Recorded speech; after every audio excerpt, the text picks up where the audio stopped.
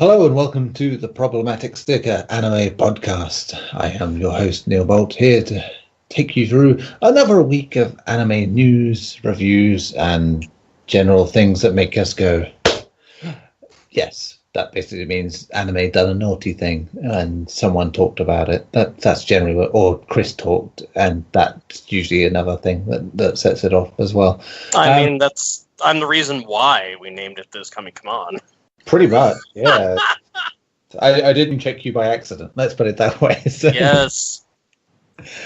So as you can hear, joining me is, of course, Chris DeVisser, the reason for being as it is. Because I am indeed problematic and deserving of a sticker. Yes, you are. You are. Right on my mouth. Just shut up, Chris.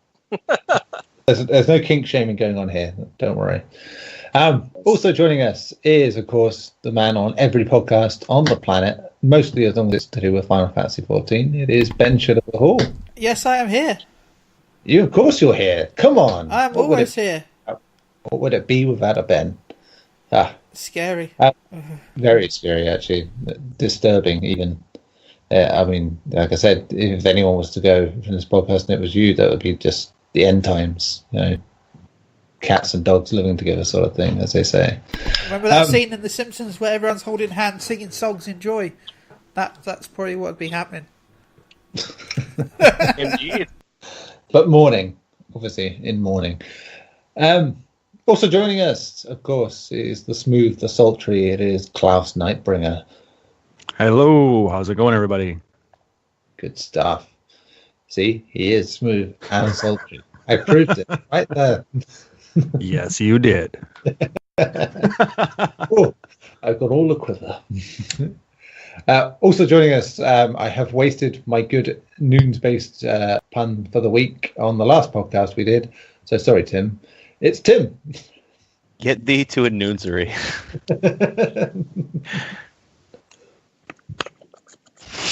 Fair enough. I'm not proud of myself. Next up is the human punch bag, except he occasionally punches back. It is Garri Bagdasarov. Why am I even here? You've just answered your own questions. To get punched around, okay. We love you, really. Of course, that's not all, because we have a bumper lineup of people. We have joining us all the way from Alfonsoville, Alfonso Boxill. Hello, everyone. And finally, I wasn't done. Chill. I just had to check he was actually on the call first before I did. But there you go. Yes, joining us all the way from Japan, the most real anime thing about this entire podcast, it is, of course, coming back for a second week, Ernest Lin. Yes, yeah. My life is just too anime. Too anime. You are exhaustingly anime. Exhausting. But yeah, it's good to be back. Grand stuff. So, we got a lot to talk about this week. We have our usual weekly show reviews. Of course, we have Boruto and My Hero Academia. We'll also touch upon the 30th anniversary of Akira, the Dragon Ball Super trailer. Ernest will talk a bit about Mirai of the Future from Sabbath. And then, of course, we'll go into our anime of the week, Violet Evergarden. So, kicking it off is the My Hero Academia talk, which, as ever, should be voiced by the smooth and silky tones of Mr. Knightbringer. Oh, I'm not sure about that, but I can definitely get this going for everybody. So this was actually another really good episode. They continue on. They basically leave off where Deku had gotten his new boots and was basically protecting All Might from that falling boulder. And everyone's all like, "Ooh, what's going on?" And it was all pretty cool. Then he kind of explained what he wanted to do, how he went about it. And I really think that it was a very smart way for him to try and make his power his own, to take one for all and make it something of his instead of just copying All Might. And become a speed type hero in the process instead of, a power hero like All Might. Exactly. Because basically he still has a lot to learn about his quirk. So, taking it as a speed type is going to be a lot easier on his body versus going all out with the power.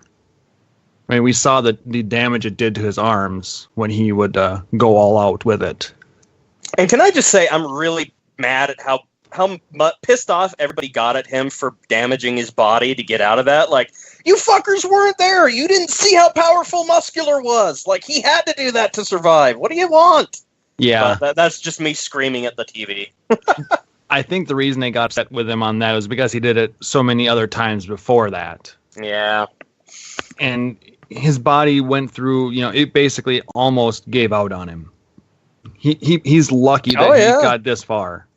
Oh, yeah. So, I mean, it just proved this show is so good at building up the characters and continuing on with the storyline. It's amazing. So once they got through with that, they started talking about the upcoming licensing, provisional licensing test.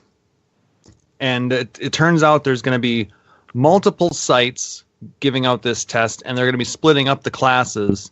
So Class A is going to be going to one site, Class B is going to be going to another site. And which pissed off some of Class B because they wanted to beat Class A. No, yes and no. That one guy was just being a jerk.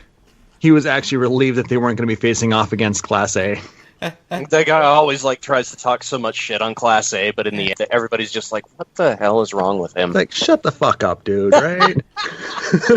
they wanted to say that, but they can't because it's a kid friendly show. So, is it? Well, they don't swear in it, at least. Yeah, no. So, they get to the site of this year's provisional licensing, and they are just shocked at how many people are there. There are people from like higher classes from other schools, and just from all across the country. 1,540 participants. Yes, including the ones from their rival school in the West. And I cannot remember what the name of that school is. Shijitsuke or something like that. It starts with an S. Something like that, yes. But they're like number 2 to UA's number 1. Not that they're really number 2, but you know what I mean. Well, anyway. they are. No, apparently and we should talk about the new characters that they're introducing that look like they're going to be major players. Is the rival from that school, the guy that supposedly they said is more powerful than Todoroki. Oh, yes. And we haven't seen what his power... he was like over the top, excited to meet them, like slams his head into the concrete. He bows so hard, was so great. Which, as you found out from Bakugo, was actually him sort of lying. Mm-hmm. Yeah. Yeah, I'm really interested to see where that's going, because Bakugo picked up something immediately. So, and they said that he's super powerful, and hey, it's the new guys that we saw in the credits, the opening credits. So we'll see kind of what they can do hopefully here soon. Yes. So then they go into the room with where they that poor guy, the proctor, who basically got my zero favorite sleep. You missed the laughing girl though. By the way, I wasn't laughing. The woman that has the power of laughter. Ms. Joke. Miss Joke. Yes. That wants to date Eraserhead. Eraserhead. Yeah, because they used to work very close together when they were pro heroes. It's like, we're going to marry, right? It's like, no, you're joking. It's fortunate for Eraserhead, her quirk doesn't work too well on him. Basically what she can do is she can make anybody laugh and basically take them off guard. And then she proceeds to kick their butt from there. Yeah. She's basically a good Joker. Isn't that weird? Yeah. That is kind of weird. What else do you have? What's the opposite of Joker? Well, try to help them and make them laugh. So she's like a clown that's not scary. Indeed. She's so far my favorite clown. I'm holding my opinion on that. Anyway, I don't like clowns. That's why I said a clown that's not scary. Clowns will eat me. Why? There's so many friendly clowns out there in the mainstream media. That one from It.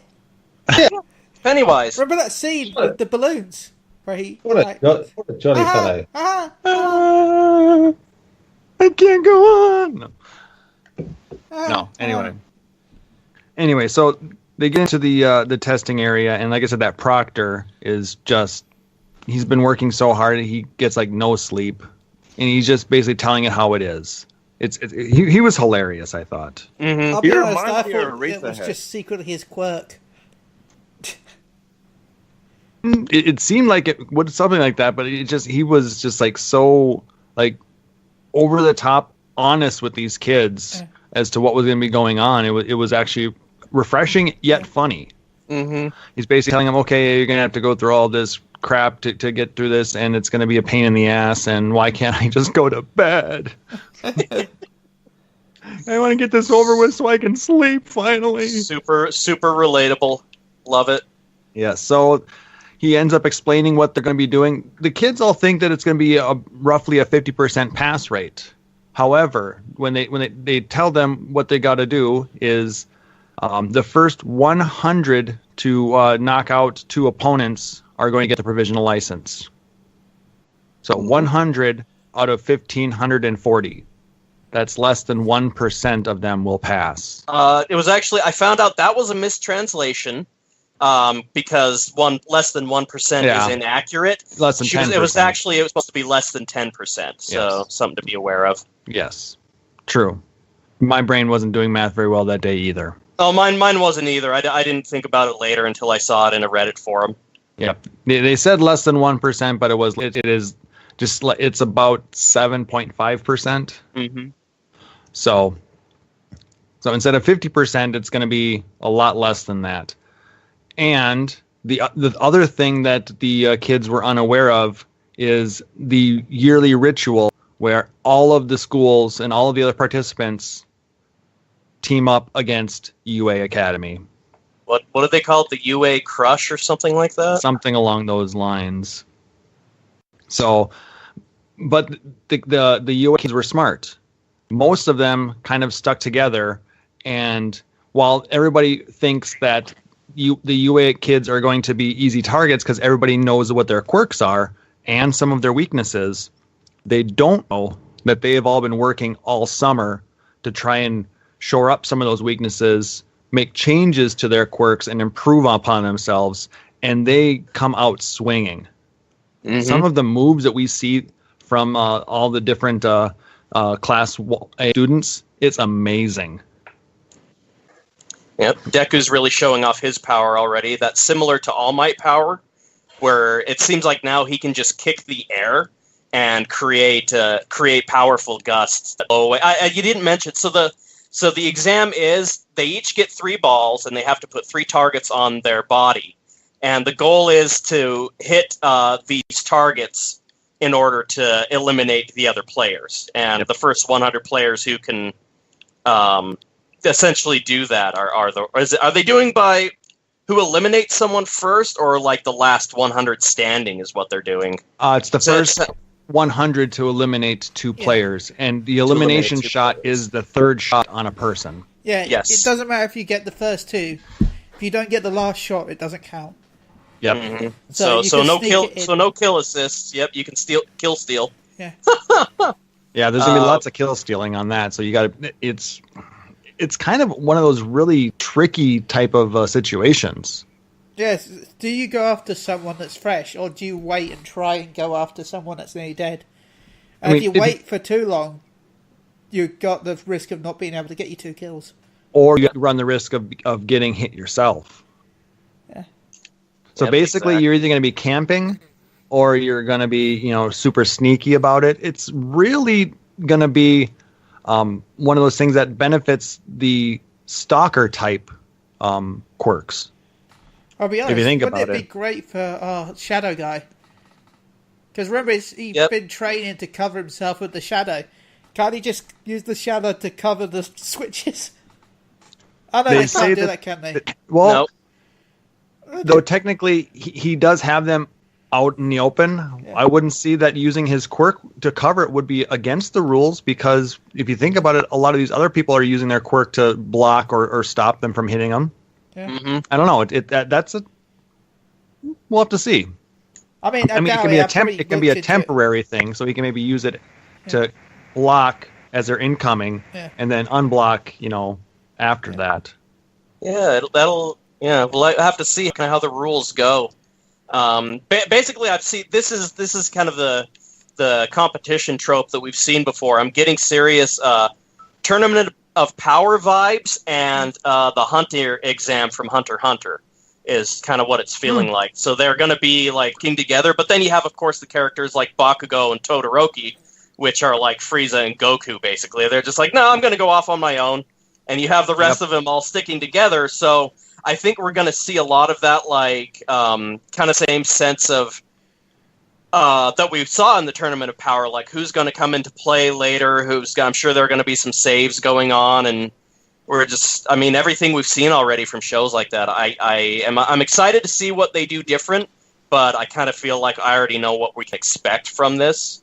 I have a feeling not all of the 1A students are going to be making it through to the next round. I think we're going to see a lot of character growth from this incident as well as players are eliminated. So I'm excited more for that kind of development.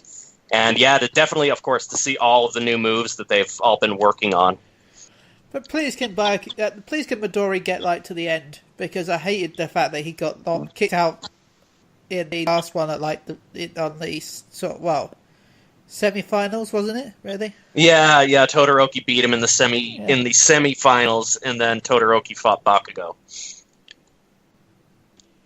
I'd rather see Midori fight at the end, because Mm-hmm.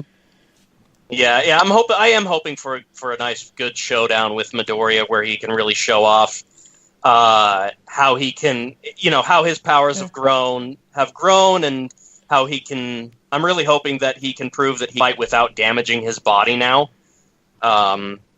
Between the iron boots and the bracers and kind of all that stuff. So yeah.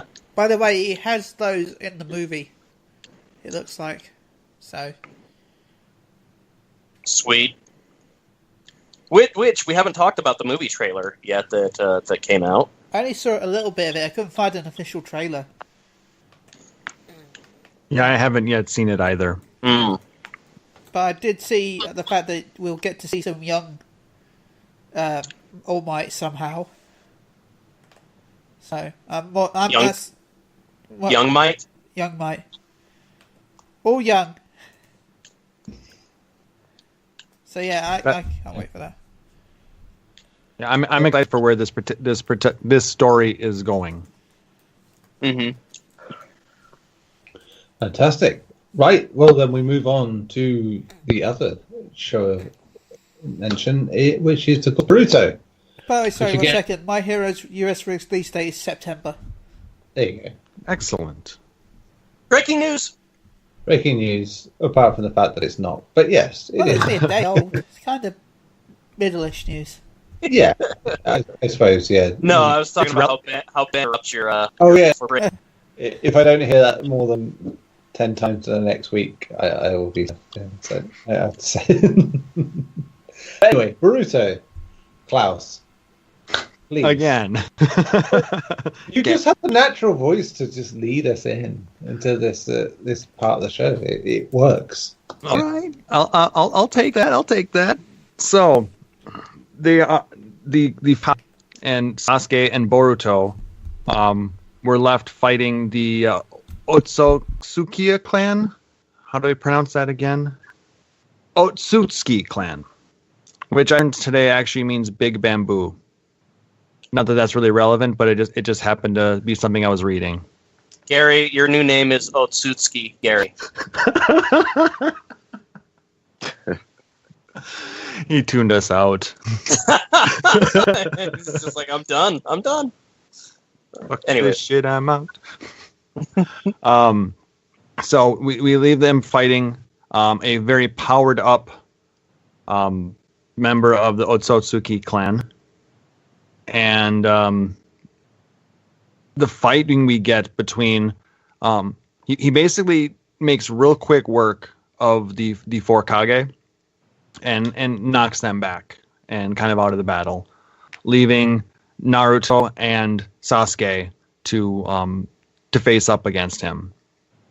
And there were some amazing fight scenes. Some of the artwork in this was phenomenal. Some of the best you, I've wasn't seen. it? It was. You did tell me that, Ben, and I was just awestruck by the quality of artwork we got in this episode. That combo where Naruto threw the shuriken and the shuriken turned out to be Sasuke, if only Sasuke to warp himself.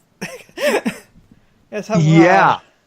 The things that they did in this battle scene, I mean, it was a lot of it was used in previous fight scenes in the Naruto series, but it was just a great throwback to those scenes and changed up just enough. Yeah. It was amazing. And then Boruto gets involved after, what is his name? Momoshiki? Yeah, Momoshiki.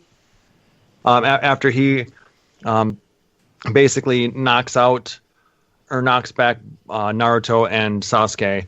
Yeah. He comes in with a Rasengan. And the vanishing Rasengan. Well, it looks like it just starts to fade away and disappears. Yeah. And then a few seconds later, it hits him in the face.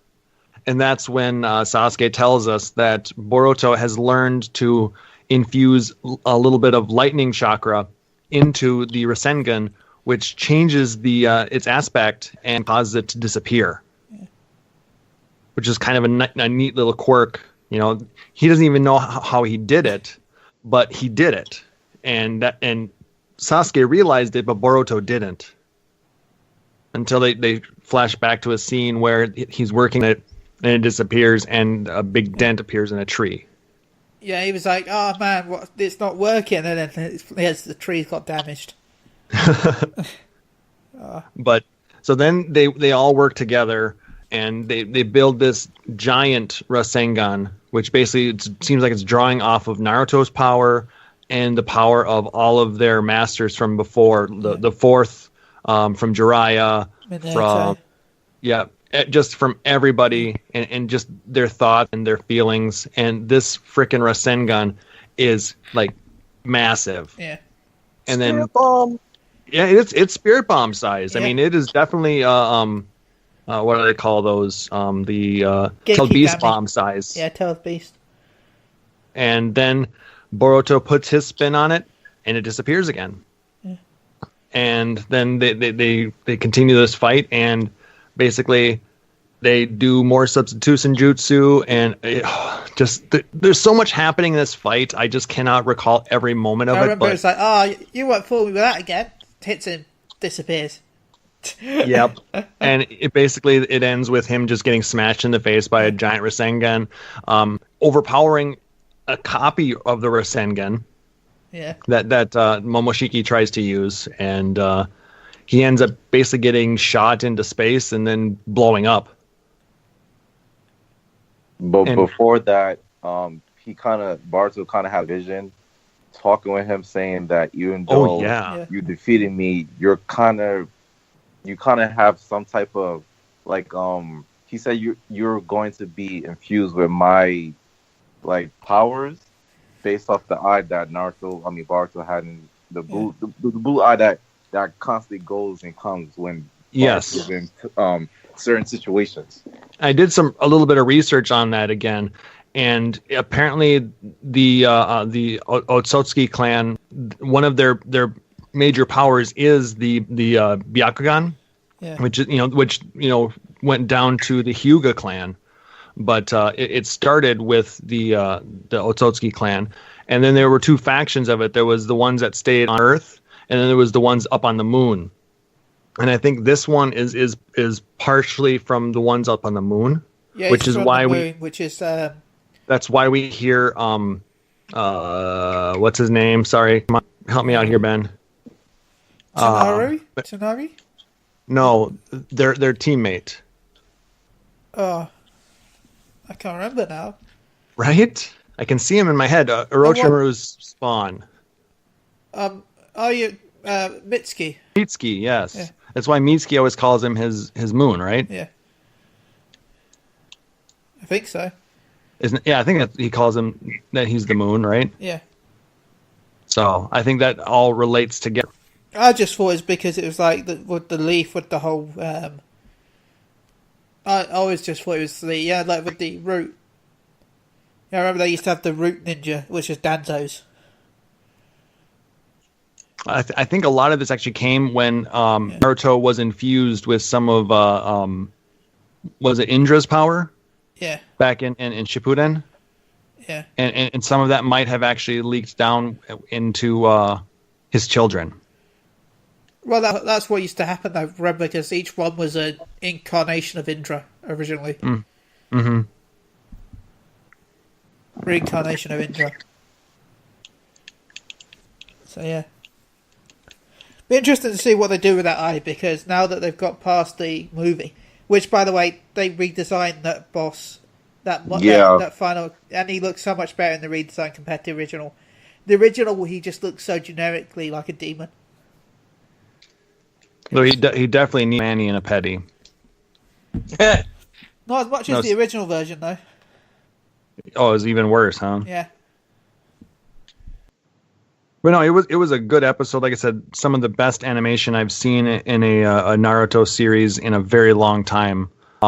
It's one of those series where it seems like they take breaks from, drawing the entire series, and it just gets to be that real cheap stop motion kind of thing where they'll just, the background will move kind of cheaply, but the characters will kind of just move without really moving. Mm-hmm. So this was all well drawn out, and it was just so smooth. And that they did a fabulous job.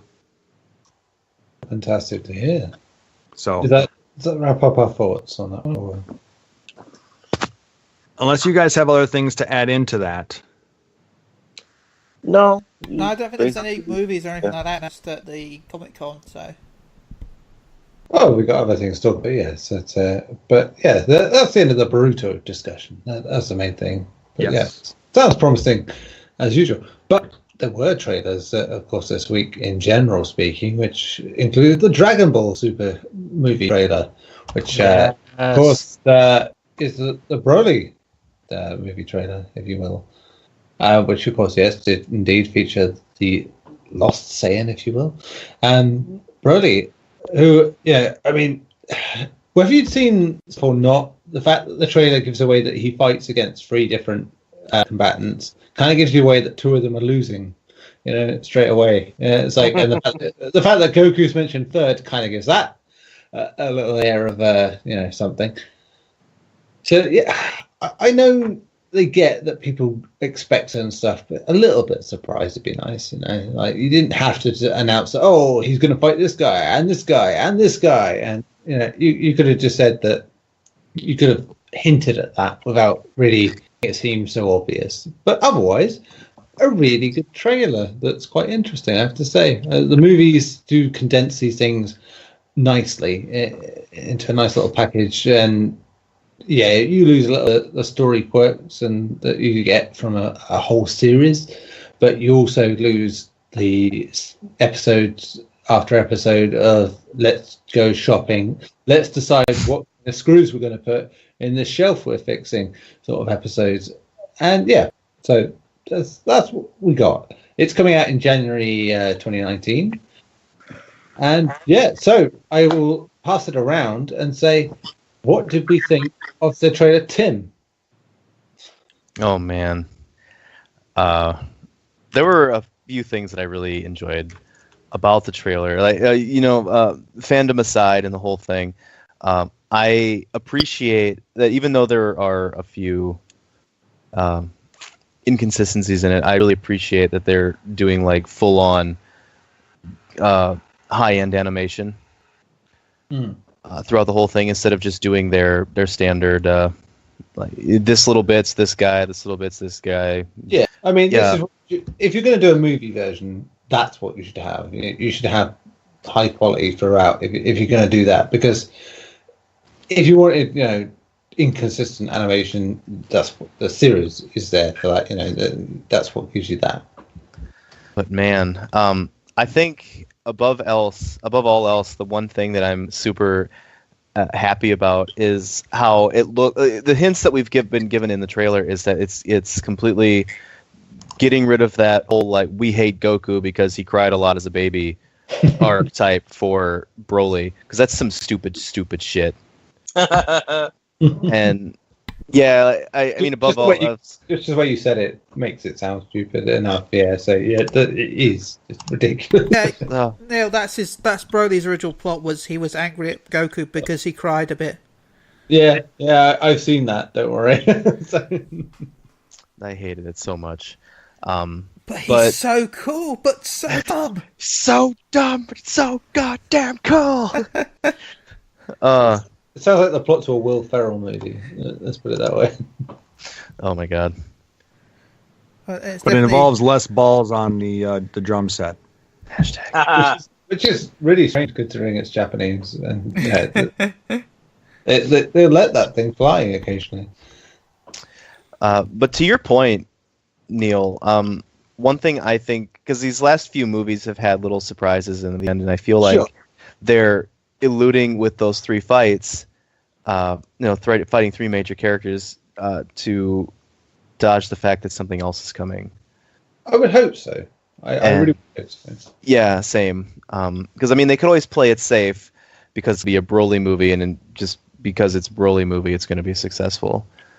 But man, they could really use it to a thing. Like, they could really show how very powerful Broly is, because in the first movie you got to see him, the first Broly movie, which is not canon, you got to see him, just beat the shit out of people and then get one-shotted by a spirit bomb. Stupid. It wasn't a spirit bomb. It was a punch. Oh my god, that's He punched him to death. That's he punched him in the gut and blew him up. He punched him where the planet exploded. That wouldn't piss me off so bad.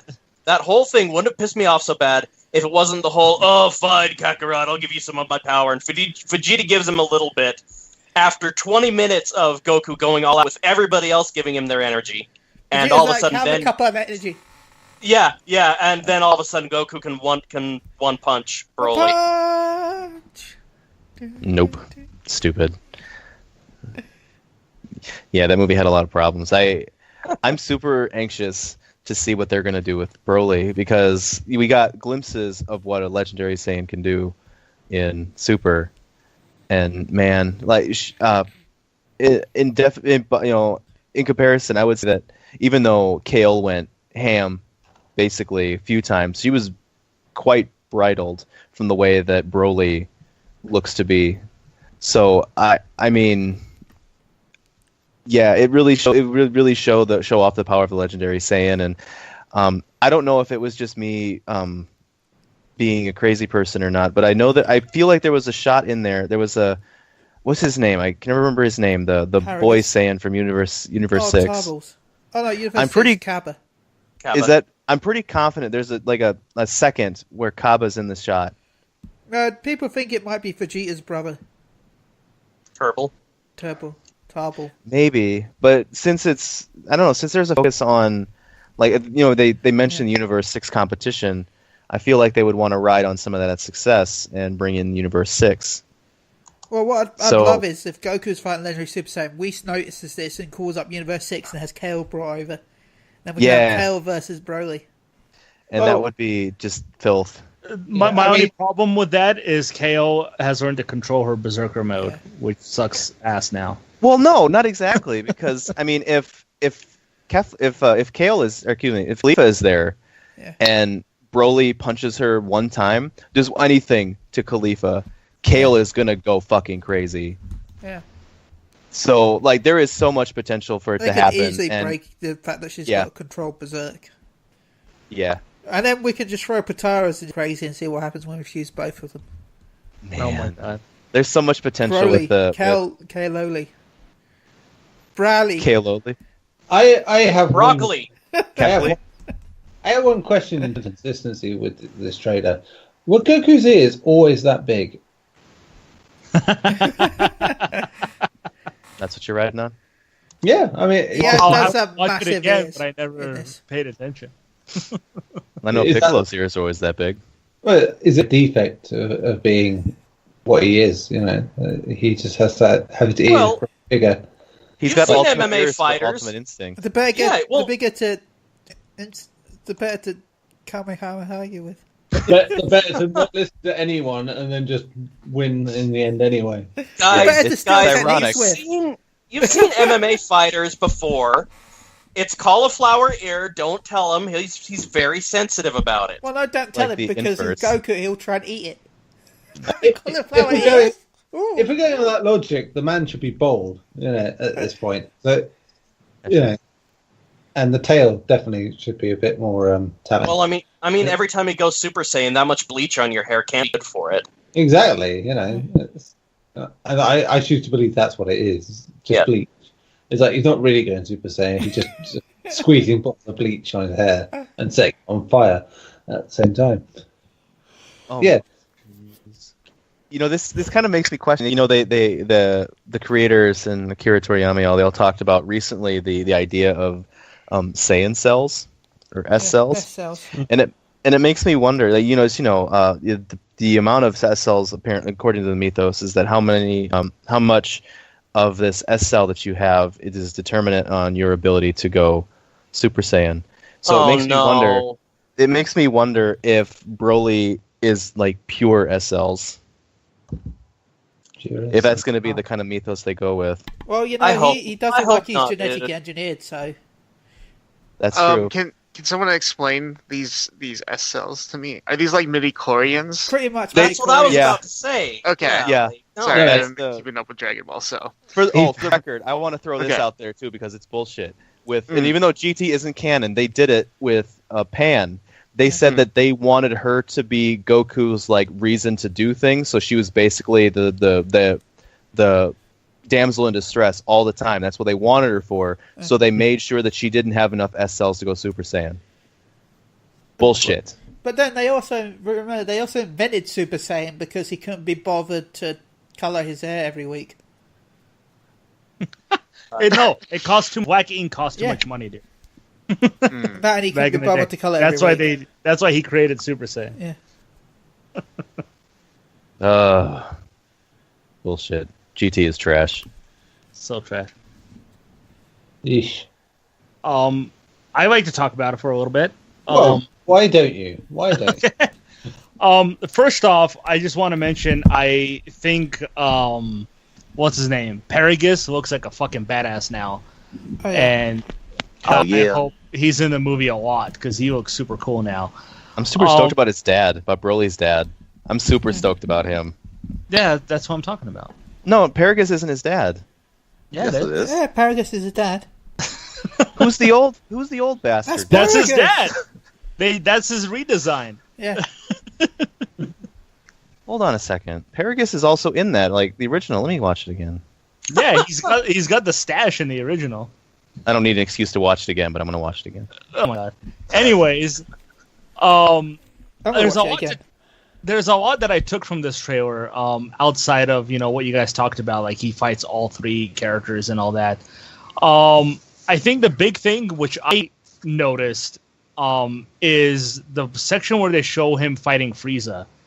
And it really caught my eye because in the trailer we see like the big nuclear explosion in the background. And then at the end of the trailer, we see Goku essentially fighting Broly as he's transformed into legendary status in like this destroyed field. At first, I thought, okay, Frieza's kind of fighting in the same area, but then I saw in the animation whether it's still too early and they haven't added it to his design, but Frieza looks very fresh, and he doesn't look like he's been in the fight for long or at all.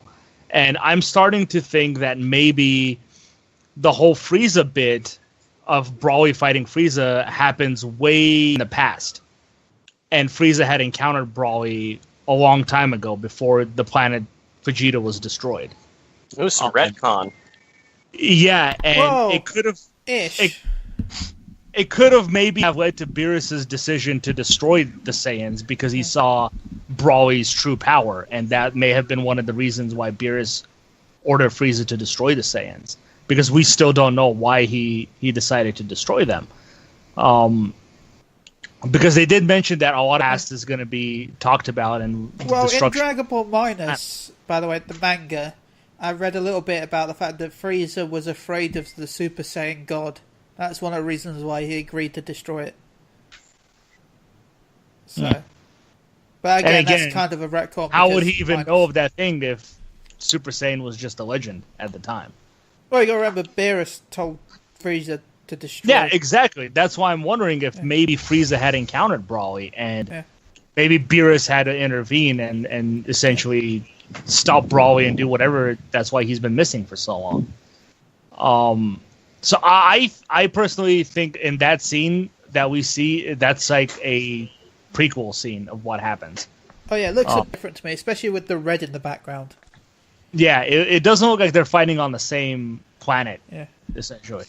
But, some other cool stuff. I love the scenes of Broly's past show, like when he's kind of touching the hand of whoever the fuck that is. I don't think that's Broly. It could be anybody. I just love the scene. I love the inclusion of it. I want to say that's Goku. I don't know. Because there's a scene... sorry about bringing it back up again, but there's a scene in Dragon Ball Minus. Basically, in Minus, instead of Bardock seeing the future, he sort of gets told to come back to the planet Vegeta. And he gets suspicious that, for some reason, every Saiyan has been called back to the planet. Mm-hmm. And so he and his wife discuss sending Kakarot to another planet to keep him safe, hidden. So he steals a space pod at night and puts Goku in it, and that exact same sort of, where he puts his hand against the glass.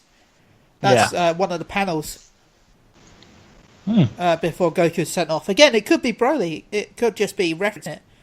But I'm expecting at least a reference to Bardock in the movie, so I think that scene might be... Yeah, like I said, we don't know. I just love the inclusion of it. We also saw how apparently one of the Saiyans, whether it's Broly or whoever it is, I'm thinking it is essentially a test tube baby. And you talked about how he might be genetically engineered, and that could very well be. But I also see this dilemma that they're now having. If that's the case, or what if Broly has this kind of doomsday scenario now, where the reason he's so powerful and so insane is he gets killed, they clone him, he comes back stronger each time they clone him, which is pretty much what they did with Day. Yep. And that could very well be the same thing going on here. I hope it's not. I just hope that he's just a super fucking badass who was born that way. But yeah, stuff in this trailer made me really happy. The fact that Vegeta is like, his power is just insane when he's like just in his regular form. And they showed the panel. His power is absurd. Yeah, and they showed the panel of like all of the stages that Broly's gonna go through. I found it funny, like there's the one stage where he's got like the normal hair, and then the second stage he looks Super Saiyan, but his hair is still black. Yeah. And it's like he's so powerful, his hair doesn't need to transform to a different color. He just stays black. Just and then Super the next one is, he's got the blonde hair, and then obviously the legendary phase is his signature greenish hue that he has. But yeah, a lot of things could be going on. I really hope that they don't show Broly in this. I actually hope that he doesn't even die in this. And maybe he'll come back during whatever the next series is going to be. But I mean, we know just how powerful Legendary is. It's not just from past Broly movies, and not even from Super when KO went Berserk. You even mentioned it, Ben. I think the true Berserker power is better revealed in the manga, which just happened, where she eventually just eliminated everybody in the term of power. and those from that got left just because Kefla just finished them off. Yeah, from what Ben says in the manga that he's still doing right now, KO has essentially eliminated like 75% of the tournament of power fighters. And they only lose because Caulifla's in trouble. Yeah, so it should really show you just how powerful Berserker is, and it'll be interesting to see how they defeat him. I'm hoping that I get to see Beerus fight against Broly and get his ass kicked, and he has to ask for help this time. No. No. Yes. Oh, I want no it. Paris. Hurt. And we know he still has a tail, so he might even transform, go ape in this one. That would just be terrifying. Oh god, no, please don't, because then we might get Super Saiyan 4. Yeah, yes. Canon Super Saiyan 4 Broly. Oh my god. Amazing. I guess my thoughts on the trailer. I haven't been following Dragon Ball Super, but watching the trailer, I think what struck out to me the most was the visual design is much more looking like DBZ than DB Super. Specifically, like the line work, and then also how the animation of how like the characters are moving seems a lot looser, less rigid, and more like there's a lot of expression with how it's animated. So I think it'll be a lot more interesting to watch than because I've seen some of GIFs and clips of Super that are just not selling me on the animation of the show. I'm going to tell you, most of those are from probably the first few episodes. Okay. Basically, the first 30-something episodes, they were making movies at the same time as Super was being made, so the lesser animators were actually working on Super rather than the better ones. So that's why the first few were rushed. So it got better after like the Trunks. It was never great, but it got a lot better after the Future Trunks arc. Yeah, I'm sure. It looked like it got it, but yeah, just the style of this movie, looks to up the quality overall. So that should be good. Yeah, definitely. Any other words on this one? I'm gonna say that Gogeta might make an appearance in this movie, just because before this airs in January, they are gonna show a screening in North America of the Bardock movie, the Q movie, which has Gogeta in it, and Broly. Now, Bardock's probably going to be in it because they said it's about the history of Satan, so obviously there's going to be a Bardock cameo of some kind. Yeah. And Fusion Reborn, really, unless they're going to bring back Hitler. Oh my god. Blonde hair and blue eyes, they should recruit them. I don't think there's many other characters that they could bring back from that movie, except for maybe Gogeta. It would make sense that they show Goku fighting, they show Vegeta fighting, and oh no, they've lost. But who can beat him? Maybe a fusion of both. I really hope it doesn't happen because I know people love Gogeta. I don't know why. He did one move in the entire movie and he killed Janemba with it, and that's all he did. It's because of the video games, Gary. Because Super Saiyan Gogeta. I know, but and it was in what's because he was in GT. Super Saiyan 4 Gogeta. Yeah. Oh my god, all non-canon stuff. I just don't want it, to be honest with you. Because if he does it, it's just gonna end the same way. He's just gonna one-shot Brawly. I want it to be more realistic. Well, we say that, but look at Vegeta Blue. Everyone thought, oh my god, Vegeta Blue's coming back in the next episode. He'll one-shot Zamasu. He did one-shot Zamasu. But Zamasu was invisible. You want the thing about Super Saiyan gods to be more realistic. I want it to be realistic in the form of the fight. I don't want them to transform and all of a sudden there's this insane power gap where he can just kill everything in one hit. Hey, they got an omnipresent cat god. To be fair though, we haven't seen our god, so who knows if ours isn't just an omnipresent doggy. I am totally for omnipresent cat god. Please. Cats are great. Yeah. What I want is an awesome finish like we got to Super with a fantastic team up. That's what I want. What you want then is wrestling, basically. Yeah. No, because in wrestling, Roman Reigns will win. I don't want that. I was talking Japanese wrestling. Damn. Okay. But yeah, I'm going to say that Gogeta will make an appearance. But it airs in Japan in December, so I expect maybe some stealth releases in December in certain cinemas for maybe the subtitle version. I can't wait to have the whole movie spoiled for me in seconds. Stay off Twitter. Stay off Twitter for a couple months. Well, it's almost Christmas time, so just stay off Twitter. I Spend time with your family. If there is any shock to that movie, then certain game sites will eat it and make you know what that spoiler is, because that's their job now. It's like, big news thing in geek culture that we must tell everyone, even if they don't fucking care about it. It's so you will know before it gets to Western audiences. Don't you worry. You'll know. Gotta love that optimism. Though I do hope we get a European release date that's not like December Japan, January North America, January 2020 for England. After that, rips. You think you're going to get it that soon, Ben? I know, that's kind of pushing it. January 2025. There you go. I think if there are any spoilers to it and you then delay a release by months in a certain territory, you're asking to be pirated at that point, because it is a bit stupid at that point, because people are going to get spoiled by what happens. Mm-hmm. Though a lot of media companies are getting smart and they're making worldwide releases, or they're condensing them a lot more, because the world is a lot smaller with technology now.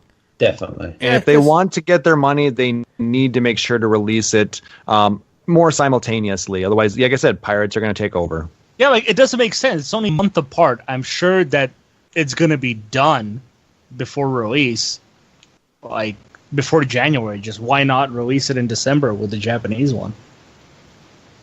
Maybe it's licensing. I don't know. I get it. I get a little distance with translation, but if you're going to have a translation and then separate Europe and America, then that's stupid, because it all adds up to the same thing. There, you aren't having any barrier. You could just release it all at once at the same time. I think it's a licensing issue with Europe, because it's Dragon Ball's owned by so many different studios in Europe compared to America. Sure. At least at one point.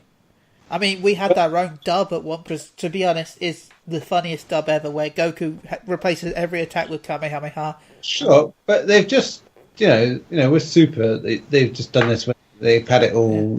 People have the access to it to actually watch it, as it happens. So, really, come on, you should be able to do that with the movies as well. And if it's in January, it'll be in time for my birthday. There you go. Make it a chilly post-Christmas. Oh my god. Or you'll make chili. Yeah, you don't want me to cry. In fact...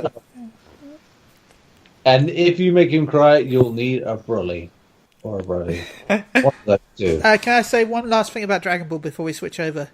Go. They're doing a Dragon Ball tour in North America, where they'll be hitting different types of events, showing off different sort of things. This one was the Broly information. But also, for the first time ever, Dragon Ball Heroes actually has an English arcade unit in the San Diego Comic-Con that's on right now, where you'll get a pre-made deck of hero cards, but also you can get one free promotional card every time you use it. So basically what you do is go up to it and then you put some money and it spits out random cards. Normally you get to keep them, but with this you can only keep one. And basically you've got like Yu-Gi-Oh! Card deck, and you fight in the game using the cards, and you can have different types of characters based on the cards you bring, and bring different squads. But yeah, this is the first time that an English version of the thing. Right now, the most expensive card I think is Frieza, which when I was checking eBay at one point because I wanted to buy some, is selling for about 150 quid. Oof. So yeah. Funny enough, the Goku's only 25. Well, I'm sad because it's not coming to my state. Because nothing comes to my state. Have you checked the website? Yes, I have. Yeah. Well, maybe. Except for a huge Comic-Con, Gary. Eat it. Yeah. You get nothing, It's like... Well, to be honest, I say Scarborough gets nothing, but we do have our sci-fi event What's he get? Who does Scarborough. Sci-fi Scarborough. Do you guys stand on a sidewalk and look at everybody walking by, or? Right. So, in the interest of time, we should probably move on because Ernest, once again, through the benefit of being in Japan, you get to see things ahead of us. Like, right. Because he's in the future. Yeah, like some sort of fucking wizard. You get to see time traveler. Which is because you saw the new film from the guy who made the film of The Girl Who Leapt Through Time. The Girl Who Leapt Through Time. Mori Hosada's new film, Mirai of the Future. You got to see that. Now, so I will say this now. I have to take a short break of like a minute or two. But in that meantime, you explain what the movie's about and your initial thoughts on it. After that, I am still listening. But then we'll discuss that because there's a thing about how kids are depicted in it. So I want to go back. That you mentioned that interests me greatly about this movie. So you go and I will go. Literally go. Okay, sure. This weekend I saw Mirai of the Future. I think when it's coming to like Europe and America, it's just going to be called Mirai. The kind of pun with the original Japanese title gets kind of lost. So it's in Japanese, it's Mirai no Mirai because Mirai it means future, and it's also often a Japanese girl's name. This comes written and directed by Mamoru Hosoda, who's most famous for movies like Boy and the Beast was his last one. He had Wolf Children, Summer Wars, Girl Who Leapt Through Time, and then early on in his career, he was a director on the original Digimon TV series. So most famously, the episode that a lot of people remember him for is the one where Tai goes back to the real world, and we're introduced to Kari, which is was an episode that stood out for a lot of people. That's because of hooking and style. And then also he did the first two Digimon movies, which got spliced together with another movie to make Digimon the movie over in America and the rest of the West. So this one it's got a little bit of time travel and dimension sort of jumping.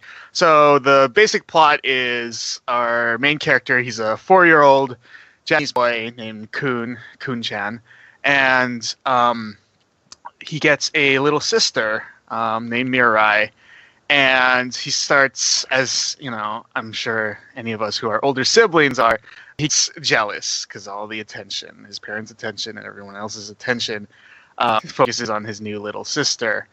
And then all of a sudden, he's visited by a older, teenage version of his little sister. It's come from the future. So I guess to kind of teach him life lessons. But from there on out, I thought, it was going to go sort of how I've presented it with the non-spoiler synopsis. But then it does start taking a very surreal route, where Kun-chan gets transported to different kind of worlds and also different time periods, and it explores other members of his family, and sort of some of their struggles in order to relate to what he's going through. And those sort of story elements kind of remind me of Satoshi Kon, who did Paprika and Perfect Blue, and also Christopher Nolan, with some stuff like Interstellar and Inception, some of his fantastic films. It takes a lot of the film takes an episodic sort of structure where they jump to a particular time period or a dimension, and there's kind of its own little self-contained story with that. And with each of those, it teaches Kun-chan sort of a lesson, or is it able to like help him get through sort of emotions and frustrations that he's having with becoming an older brother. And so overall, it's like really gorgeous, really, really beautiful film. Yeah, it's same studio that's worked on a lot of Hosoda's past films. You know, a lot of his like signature directing styles are there. Lateral tracking shots, you know, POV shots, and yeah, just really well paced. It's got a lot of heart, a lot of emotion. Might make you cry. Given past, yeah, there's a likelihood. Right. Given his past works, but yeah, this is for me, it's up there. You know, I would probably rank it within his top 3 for me personally. I mean, out of interest, what are the other 2 in that top 3 for you? For me, Girl Who Leapt Through Time and Wolf Children. Wolf Children is just sublime. Yeah. Just seeing, because I bought the manga for my wife, and yeah, it's amazing how 1-to-1 that is. Because you see it a lot, you know, when anything's transitioned from page to screen. It loses something a lot of the time. In that, it just felt so natural. Like it just felt like the book, the manga came afterwards almost. In the way it was done, it's amazing. I thought the manga did come afterwards. I might be. Did it? Well, I mean, it wouldn't be fitting if that's the case. Okay. But you know, that's the way it appeared because of. Yes, it did because Hosoda was original creator, director, writer for the film. There you go. Okay, that's why. At least I was right. But yes, there you go. But even then, even going back off on that one, it's amazing how it translates so well. Because like, even going that way, you still have something that's almost feels like a manga in the way it's made as a film. Going back, yeah, and that's rare, you know. Especially we've just been talking about Dragon Ball and how that translates, and yeah, and it doesn't always translate well, and you miss bits because of the very nature of the things being so different. I think with this, with Saga stuff, it tends to be that it's 1-to-1. Like I said, it just feels like the same thing almost. It's 2 separate works, like a continuation, a variant, if you will. And I think the way he directs and tells stories is very smooth. So I think there would be other times if you have a work that takes that episodic sort of structure, it might feel kind of like a little too jarring. Like, okay, like very like, oh, this is so separated, but it all feeds into the thematic whole, which I think he does brilliantly. And something that you brought up that I've commented before is, yes, that this is the most realistic depiction of actual real children like ever seen in anime. Because usually in anime, children are super sweet and way more observant than I think real children are. Yeah, I mean, kids can be observant, but they can be surprising. But you know, I think the children you see in anime are just too sweet and perfect. And I think Wolf Children was a nice depiction. Had some nice moments depicting sort of like motherhood and being a parent. But I did hear that some parents who saw the film were still like, oh, but the wolf kids are like still way too sweet for the most part. So I wonder if Hosoda heard that, and because for Mirai, the main character, the 4-year-old boy Kun-chan, he is a brat. Like I won't like soften it. He is a brat. You know, he throws tantrums. He acts irrationally, and he'll do some kind of bad things and say bad things. But none of it is outside of the realm of believability. It's all how children are, where never really with any ill will. No, it's never malicious. It's just right. They're always trying to replicate something that they've seen, and act a way they think, oh, well, adults act this way sometimes, so I must try and replicate this somehow.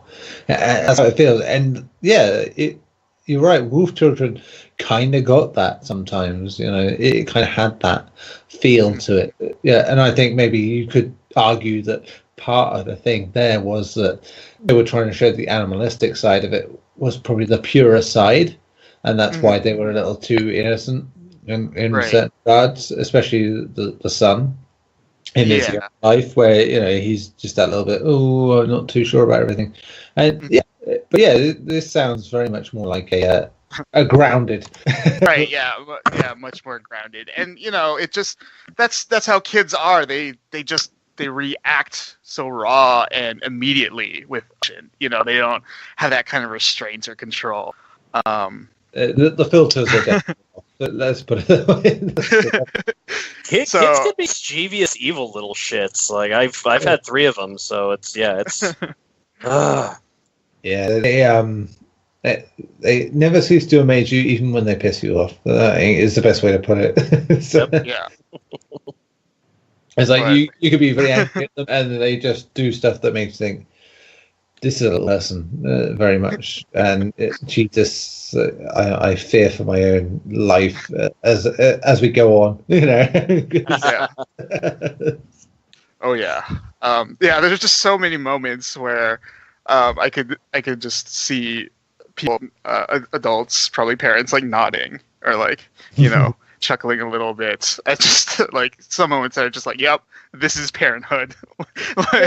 And it's not. It seems to be like a signature with most Asada's work, because family, not just with kids, but you have it with Summer Wars, you have it with The Boy and the Beast. There's just stuff in there that is very much about the whole family dynamic, and people react to each other even when they aren't actually family. And it's obviously Ghibli stuff gets very celebrated for how it depicts certain aspects of normality, but this is I always find Hasada stuff and it tends to be that a little more into it with the whole family dynamic more than the interpersonal stuff. Yeah, I feel that sort of stuff, even though a lot of it is still like fantastical, is a little more grounded in that regards and relatable with the familial relationships and emotions and experiences. Definitely. Yeah, splendid. That was good. I like good talk. Yeah, I look forward to that. Hopefully, it won't be too long. Hopefully not. I do know that it's been licensed in America and multiple European countries. So I would imagine it shouldn't take long, given the success of other films. I mean, to point out as a comparative point, Wolf Children, for instance, was on a mainstream channel over here. Oh wow! Yeah, it's like Channel 4, like one of the big 4 channels. They have a film channel, and they are big on doing popular Japanese anime films. And they shown Wolf Children a few times. That's where I watched it.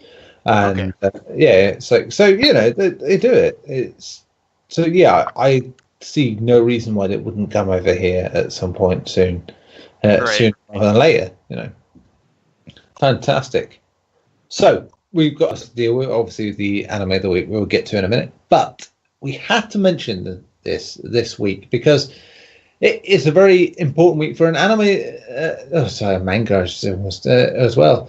That is important to a lot of people around the outside of Japan in terms of getting them into one of my first anime movies. Yeah, I mean this is it. It's something that got so many people into it. I think so many people have Akira memories. Yeah, though it wasn't my favorite memory. I mean, Fist of the North Star. To me, my favorite part of the whole movie is just. I know this sounds stupid, but I still love that bit with the motorbikes with the lights. Oh, yeah, why would you not?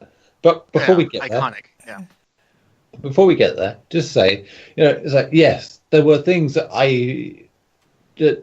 that hit me first.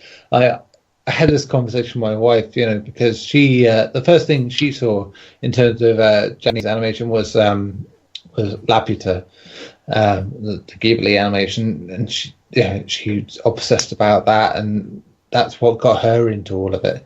For me, it was Fist of the North Star, but all the same, Akira was one of the first things that really, in a movie form, especially for me, that really hit and just like, wow, this is something really wildly different to what I'm used to. And even with that Fist of the North Star sort of stuff, this felt very much like its own thing. And it turns 30, which just makes me feel very, very, very old right now. I know I didn't see it at the time it came out, but still.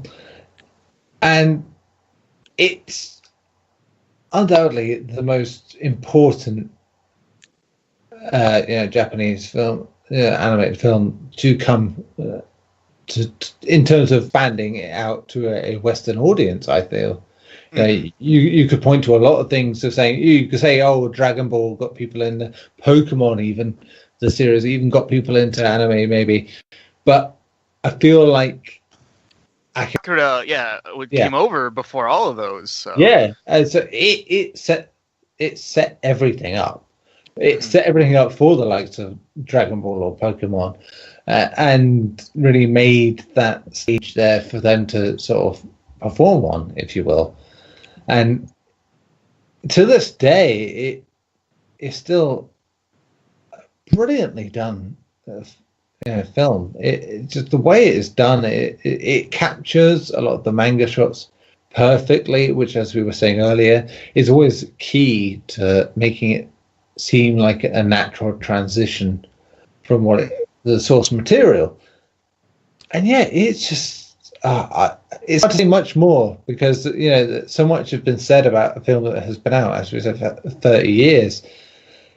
But I find even for myself, not being the first thing that got me into it, or the thing that actually was important, it was still a big factor in getting me to, like, not just anime, but Japanese, films and other culture, other aspects of it as well. It opened up a lot more as a result of just what it was. So we'll go around the group, and I assume everyone here has seen Akira at this point. Nope. No. Tetsuo Kaneda! Yeah. I remembered specifically that I had a friend in high school, and we went through a phase where anytime we were both in the hallway, one of us would shout Kaneda and the other one would reply Tetsuo. And we just were doing that all the time. I don't know how 100. People put up with us. Every time, it's a weird sort of anecdote to have, but like every time I got like smashed out drinking on the weekend in my 20s, and I got to a certain weird trippy point of that drinking time, it's like I'd always remember that sort of like telekinetic sort of thing they have in there with the whole and just like it would always play in my head every single time. It would always make my head swim. It's just the strange thing about it, but that's how impactful it was,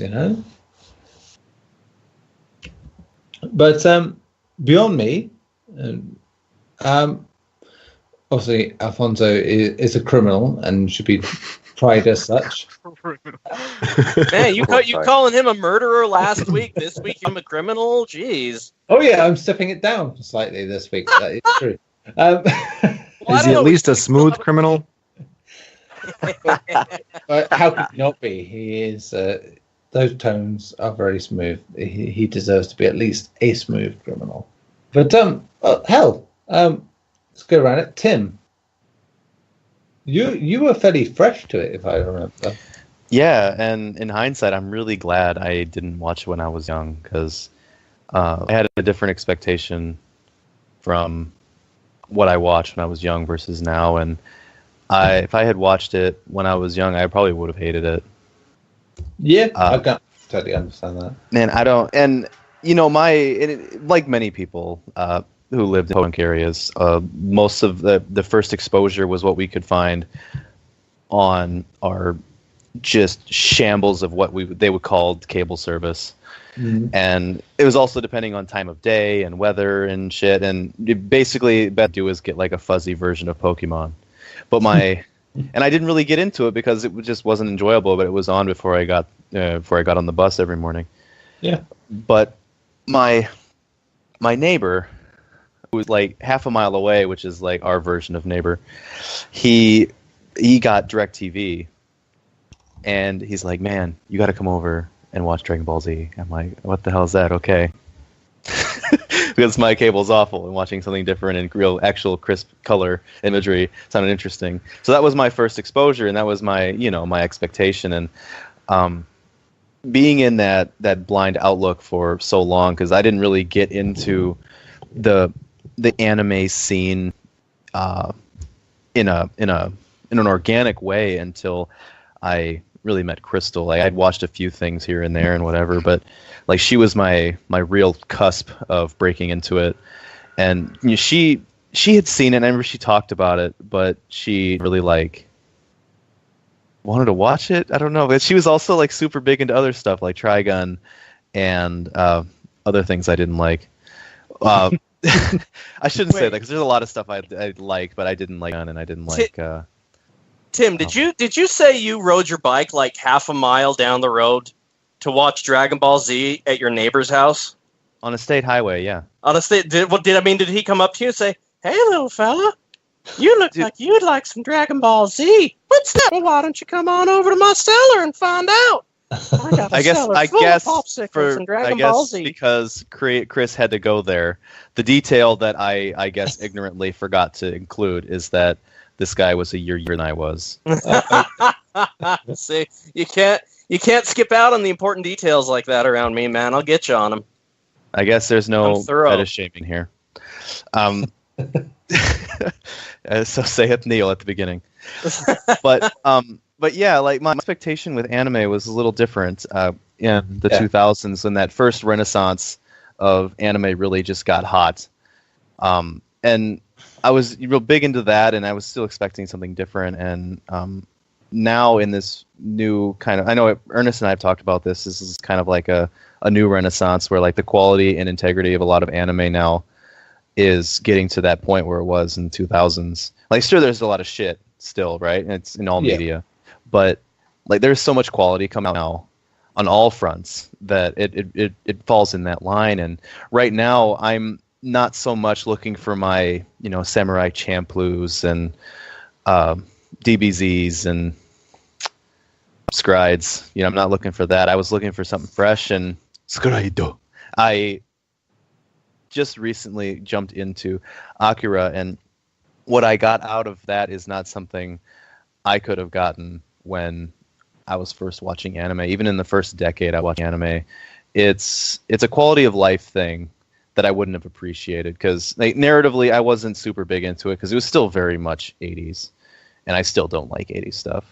Yeah, I mean, it goes for many mediums. There are certain examples where people go, "Oh, if you haven't played / watched this or read this, you don't know what you've been born into." But if you're not ready for it as a person, then it's pointless to experience that sort of thing. I think in film terms of Once Upon a Time in America, it's like someone showed that to me at a very young age, and I just like, at that point I'd watched like Casino and Goodfellas and The Godfather, and it's just like, this does nothing for me.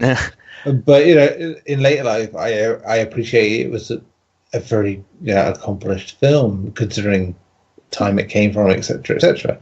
But yeah, this is it. People with that experience of knowing what has come before will always have that, where they will think, "Oh, well, this is the best example."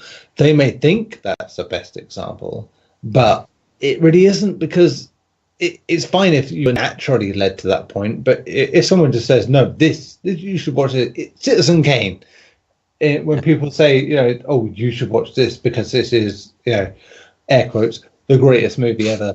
Because this is hype train. Yeah, this is hype train. Exactly. You don't. If you watch it with that expectation in mind, you're just going to go shrug your shoulders and go, "That was a load of mayonnaise." Fuck that. That's it. Not good mayonnaise. This is sour out mayonnaise at this point. Crisp mayonnaise. Yeah. And yeah, like I've always kind of appreciated my approach with certain things with that very same mentality. The moment someone comes up to me and says, "Oh my God, Rafflecopter, this thing's the greatest shit," I just turn off. I can't handle it. Like you give me that expectation, and I'm gonna walk out of that movie disappointed. See, out of that anything, I despise being told that. Yeah. And man, like I end up finding myself so behind the bar all the time because of it.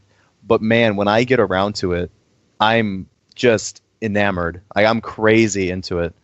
Yeah. With Akira, I've been more interested in its production and its history. I think the two big things that I got out of Akira is one, an appreciation for the weight that comes with penmanship. Yeah. And two is the fact that so much of the actual Akira story, the manga, was cut and pasted out of the 6 volumes into what became the 2-hour movie. Like there's so much that was weeded out, and I really want to go back to the manga and experience it all, because there were beats that started to work, but they never went too far. Like the focus was all on the immediacy of what was going on as opposed to the weight behind it. And I think that was the part that narratively bothered me about Akira. So I'm really interested in going. There's an entire second half of the manga that occurs after, where you finally meet, because they keep mentioning Akira in the anime, but you're like, who the fuck is Akira? Why is this so important? The second half of the series basically is the rest of what would have happened, or what happens in the story, where Tetsuo goes off to and meets Akira. I won't spoil too much, but yeah. Spoilers. It answers a very real question within the divide between film and series, where one doesn't answer the question enough, but provides all the big beats, which is the film, and the TV series, which often drags it out far too much, and pads out what was a competent level storyline. It's rare to get the middle ground where they just get it right. I would say, having read a bit more of it now, One Punch Man really gets that idea, where it gets that middle ground of it gets the story across just right from the origin. Yes. But yeah, a lot of the time, stuff is either cut out or it's over-explained, and getting that middle ground is just so hard, it seems, and it seems odd that that's a problem still at this point. I assume it's just a case of, oh, this is popular, let's get this out, let's make something with it. If people really want to know more about it, they can read the manga this came from, and whether that be in animated form or live action, so be it. And it depends what you get to first. In many cases, if you get to the series first, you've probably got a better chance of being more forgiving of its flaws, because you don't know half of what its flaws are, and yeah, that's it. Just accept what you get. But otherwise, if you have previous experience, it's like comic book movies, isn't it? Really, you know what's coming, you know what you expect from the Infinity War, but from what you've read, and you see the movie and you're like, well, it didn't do this, and this, and so what really is it? It's a more niche version of that, if you will, because there's only in terms of Western audiences especially, it's a more niche audience in that regard. But hey ho. But yeah, I guess I'll go next because I want to kind of piggy it back off. Tim was saying, Tim was saying, that that he appreciated watching it when he was ready to watch it. Yeah. And that's something I also now counts when watching stuff where I want to be in the right sort of mindset and mood. My first time watching Akira was, I think, I borrowed the VHS or DVD from the library. I was young, I think in middle school, junior high school, and watched it one morning and one Saturday morning and was just in a daze for the rest of the day. It's kind of a shocking experience because, wow, that I'd seen things in Akira I had never seen before. Yeah. And I was such a young, pure boy that I was literally in a daze for the rest of the day where I was just sort of out of it. Just like, what did I watch? It was the girl getting squished, wasn't it? There was just so much to that movie to process at that young age. I was just like a tween or 12 or 13, I think. So I don't think I was able to appreciate it until I was older. And be able to understand more of what's happening and appreciate some of the more technical aspects and the visuals. That film still holds up today beautifully. How well done that production was. It was a very expensive film, but it's so beautifully colored and everything's hand drawn. It's one of the very rare anime productions where it was animated after doing the vocal recordings, so that's why you get those perfect mouth and lip movements with it. Still nothing that quite looks like it, and it was it's an ambitious adaptation because, as we mentioned before, the manga is so epic. It is an epic. It's so long and dense and filled with just a lot of exposition and exploring different themes, politics, life, ethics, and all that. The film does end up being take the sort of the greatest beats, the greatest moments. Yeah, I think it was lucky it came at a time where there wasn't as much access to that kind of thing. It's the same for Dragon Ball. I find that it's popular because a lot of people in the West did not have access to the source material. So what they saw on screen was their holy vision of what that product is, and it was the same with Akira. It became the definitive version of that. So it wasn't questioned so much. In this day and age, I'm on this very podcast. I'm called it all the time where I go, well, it's like with the knowledge of this, that, and the other, this doesn't seem so great. Back then, you wouldn't have that, and you'd probably be a bit more favourable. With that said, it doesn't change the fact that Akira is such a beautifully made, beautifully shot, movie in any genre, whatever you want to call it, is still up there with the best. Not only in terms of Japanese animation, but in terms of animation in general. It just has so many iconic shots and so many iconic moments.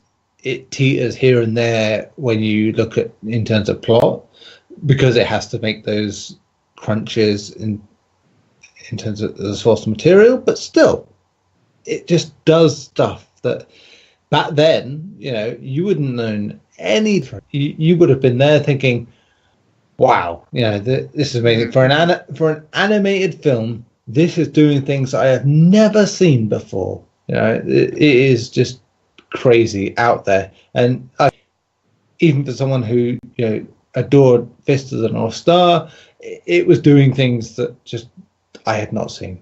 And that's why it remains so impactful. It did things that now that there are many animes out there that do similar things, and you think, it's cool, but, you know, I have seen it before, maybe slightly differently, but I've still seen it.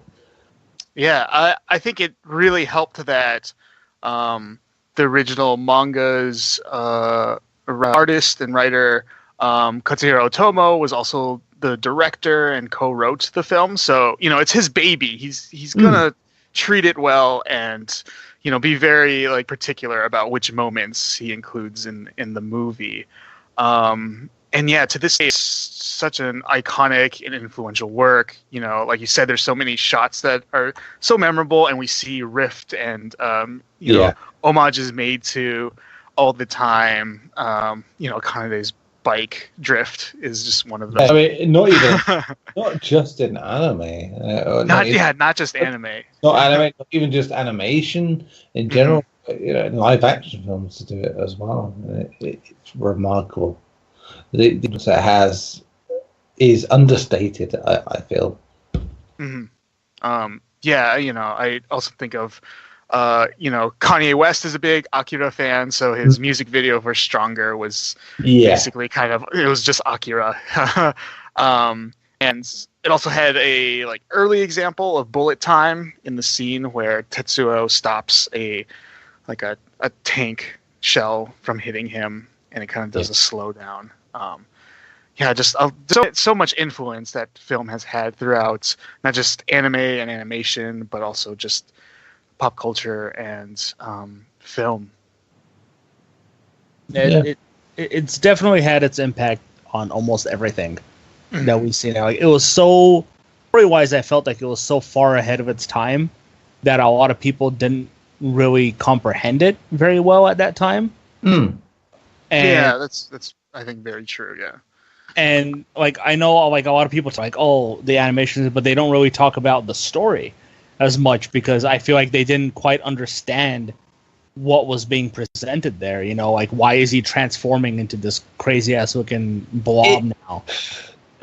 yeah, you're not wrong, because it reminds me very much of the influence that, say, Die Hard has had on action films, where it has clearly influenced a lot of action films that have come since, but none of them have really quite grasped that key thing that makes it such a special film.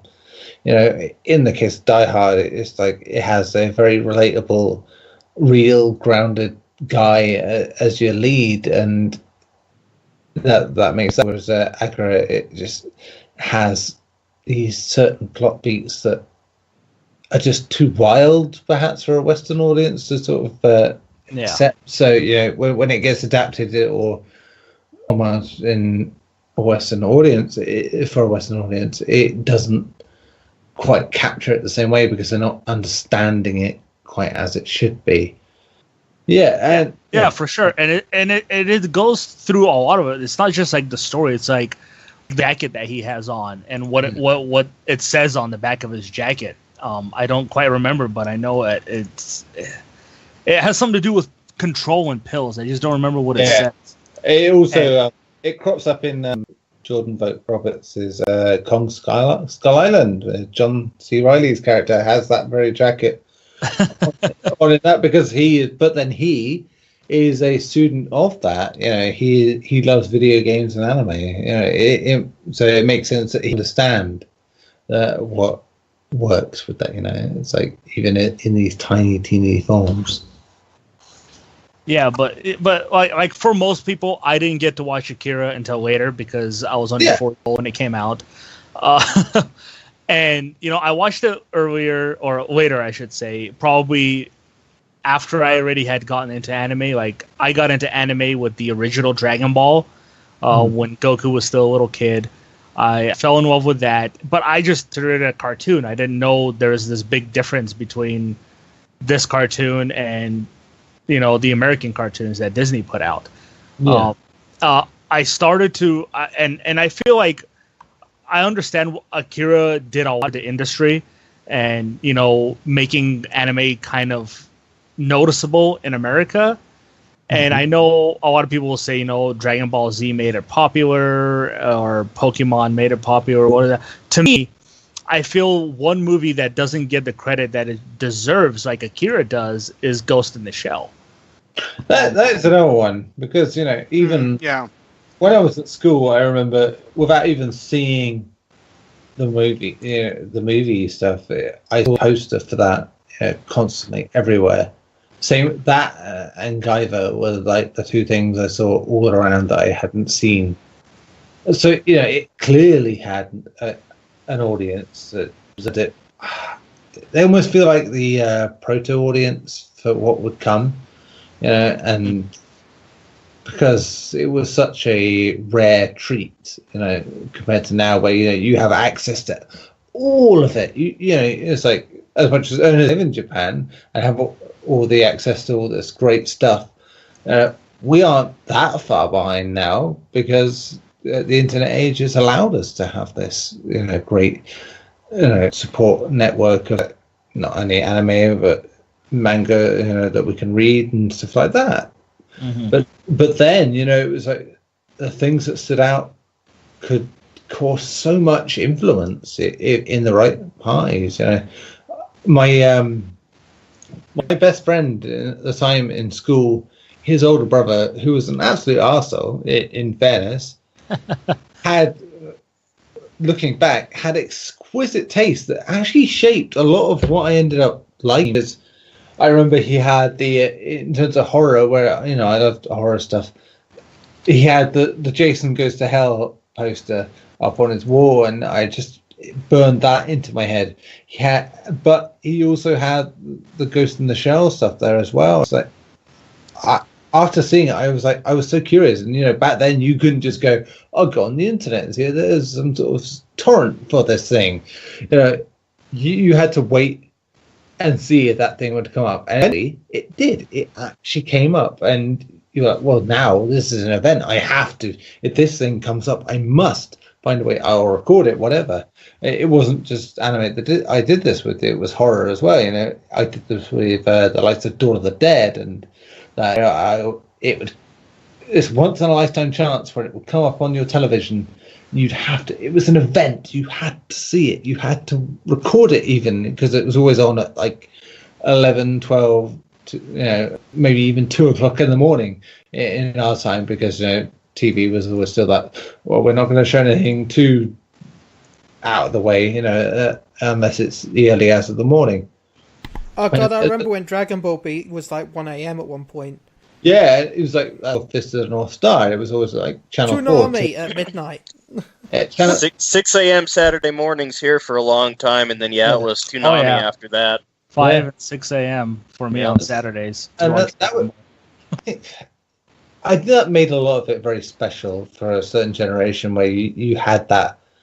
The internet wasn't that great for streaming. Streaming was a pipe dream at that point. And you got what you got. And if you were lucky, you might get that a little bit more if you just know the right people. But that made the stuff like Fist of the North Star, Dragon Ball, Pokemon, whatever, or even Akira, it made it that little bit more special. And when you got to watch it, you poured over every single bit. Now, as we will probably come to when we talk about our anime show of the week, stuff could be really good, but it doesn't quite have the same impact anymore because you've seen, because you have access to so much, and.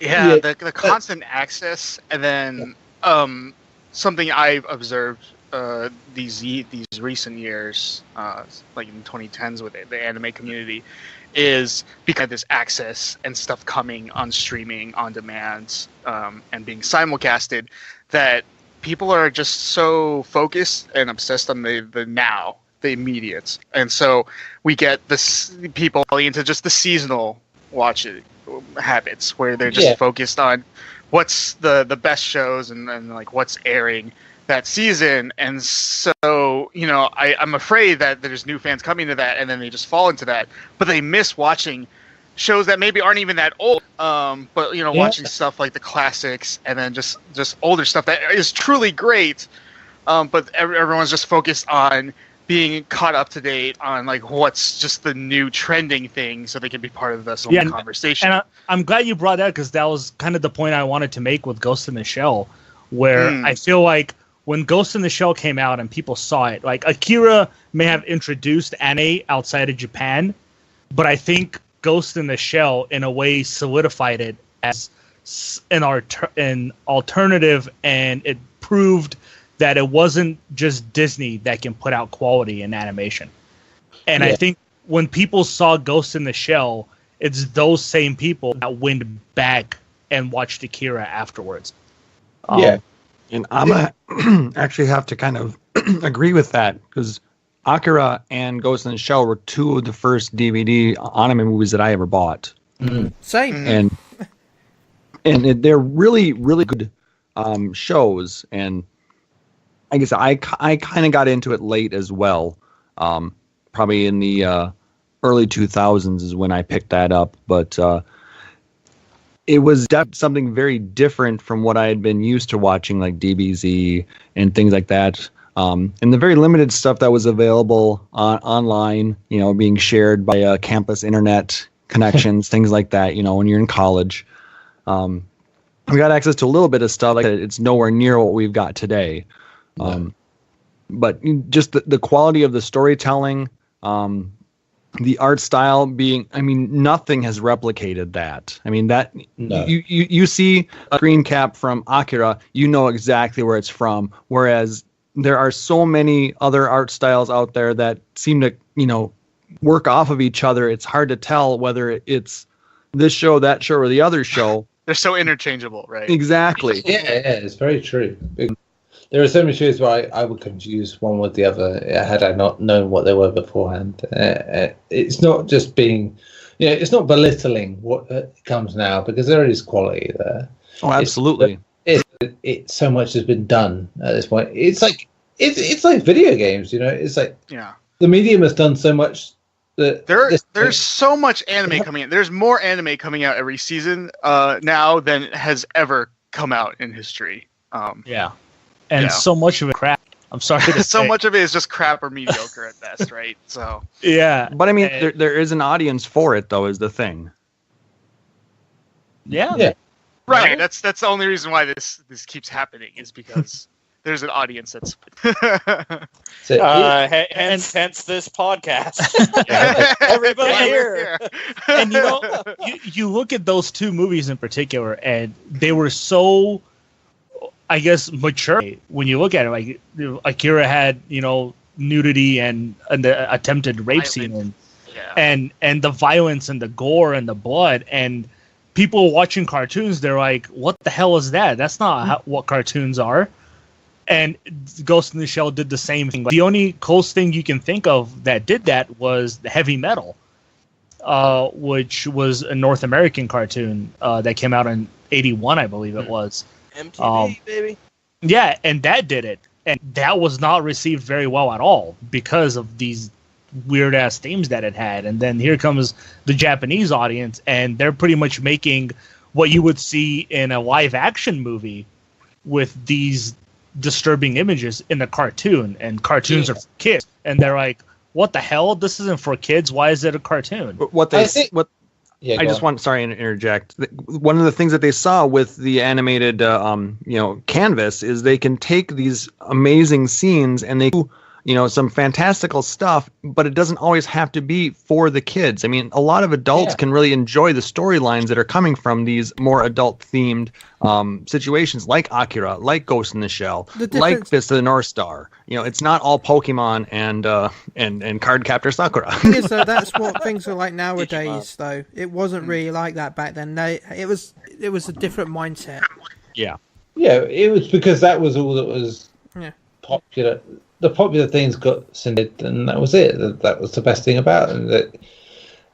That, like anything, it's like if you had a hit show from another country, you had a chance of it appearing in your country. That was it, and it is very true. It's even within your genre. I think at the time, because horror movies were getting a bit of a renaissance, because stuff that was banned previously was starting to get unbanned, and we had so much bannings in the 90s that it was stupid. Yeah. Well, I was just going to say, we face this with, it seems, every generation of any form of anything.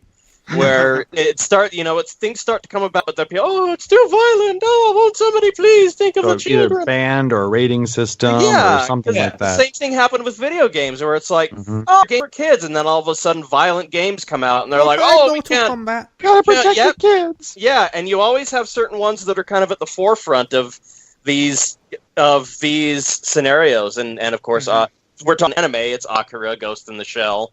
Animation in general, like Garri mentioned, heavy metal, video games, Mortal Kombat and such, and then books. Obviously, it's just a never-ending cycle. It seems with all of these, where there's a medium that starts to take the world by storm. Suddenly, people have to find the problems with it, of course. But of course, that reminds me of back in the really early 2000s when Escalafone was airing on Fox Kids. Yes. And that show is very dark and mature for being on a kids network, so it was canceled really early on, because I think there were complaints from parents and whatnot.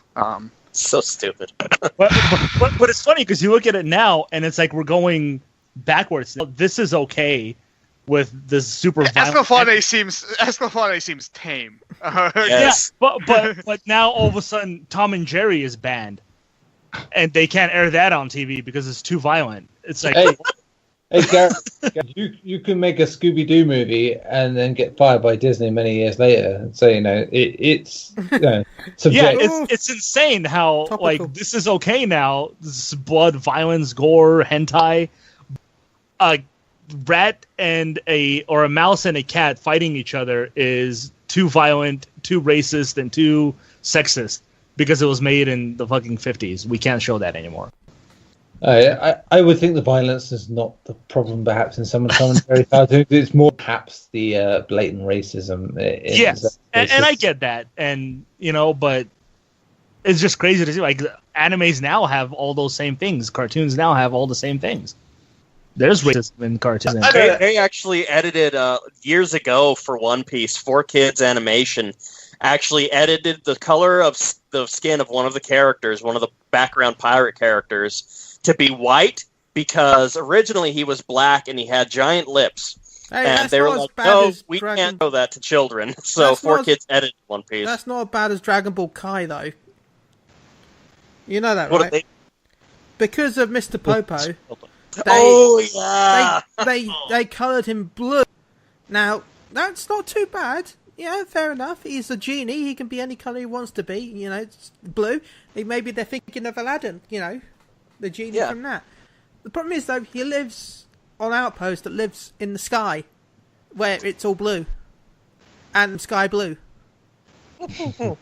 So he's just, standing there penetrating into the background. And, bright red lips, and he's merging with the background. Right.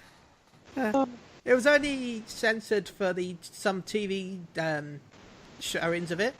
It wasn't all of them. It was just a few of them. Yeah, like the early morning ones, I think it was. So, I think it's fair to say that a lot has changed in the last 30 years since Akira was up. Yes, and yet it still remains very important, and I feel that it would seem odd to say that people out there that haven't watched it, but there are. It's much as any film, any classic book or TV show, there are people out there who have experienced a broad range of media and not seen some of the classic things. And I would implore you to see Akira, because it is just very important to anime as a whole. Yeah. I think you have to see it if you have any love of anime, modern or otherwise, because it is the building blocks for has become. This genre has become. It is there. Yeah, I mean, if there was a Hall of Fame for anime, Akira has to be the first entry into that Hall of Fame. Yeah, it has to be. And then Dragon Ball should be like third. Dragon Ball. I'm not talking about Dragon Ball, about the original Dragon Ball. I'll take it. Because I loved it. It did bring a lot of anime, a lot of people into anime, so you've got to give it some credit. It did. It almost turned me off of on a while. I mean, there's got to be somebody who hates Dragon Ball here, right? Well, was it Goku discovering that Bulma didn't have a penis that turned you off? Like, was that? No, it's the fact that they're always constipated in every episode. Yes. And there's about 10 minutes of. No, that's Dragon Ball Z. That's Dragon Ball Z. Yeah, true, Dragon Ball Z. But I'm talking about original Dragon Ball, where they didn't really do that. It only had scenes of like Goku's penis and then. Yeah, that's so much better. So funny. That underage kid's penis. Right, so this is sounding more like a straightaway. Well, we haven't had any for ages, so I wanted to make sure. Ben's got to get the quota of problematic up. That's true. We had a very cultured discussion for a while there. I thought we had a fantastic conversation with that. It was amazing. Yes. I thoroughly enjoyed that. To the point, we're going to have to actually move our Anime of the Week thing to next week's episode because we have talked so much. But it does. I mean, we could talk for another hour on what we I think anime we watched for this week. So exactly. I feel like it wouldn't give it credit if we rushed it. So, exactly. Yeah, unlike recent weeks, I think. Yeah. Oh, by the way, before we switch this, do you know that Netflix sent me an email this week saying? Did they?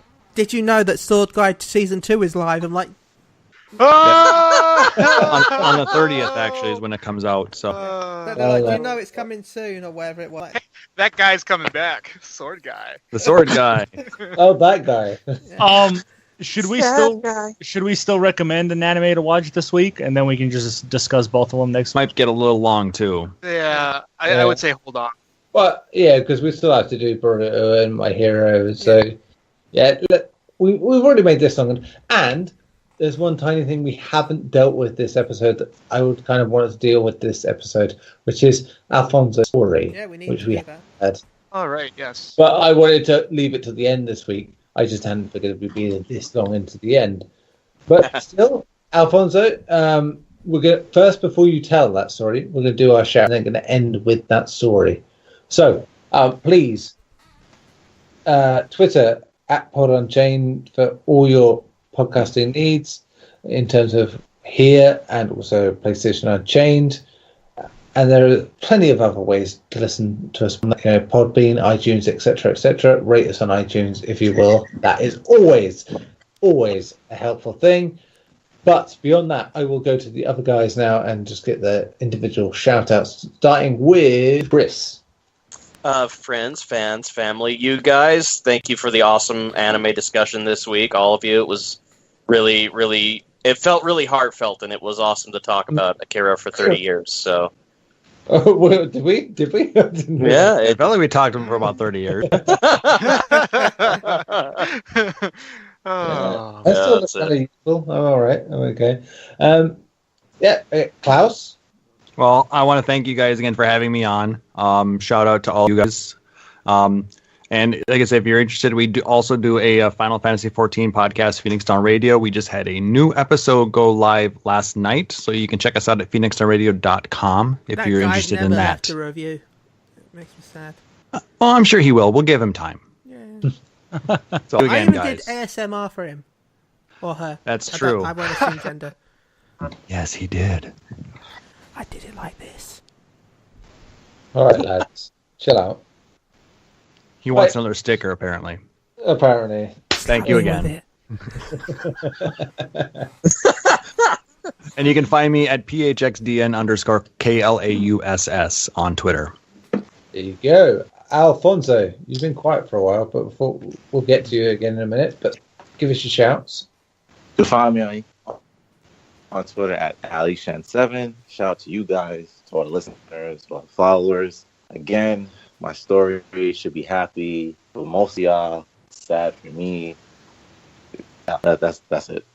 I don't want to get a breakup story. I've heard enough of that, and it would be very sad, and I'm not ending that way. So don't tell me it's a breakup story. No breakup story. Good. Otherwise, I'll just slap you.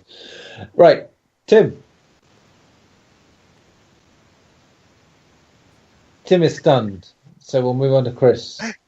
Again. To me, what? I already went. I know, we'll do it again because Tim's not there.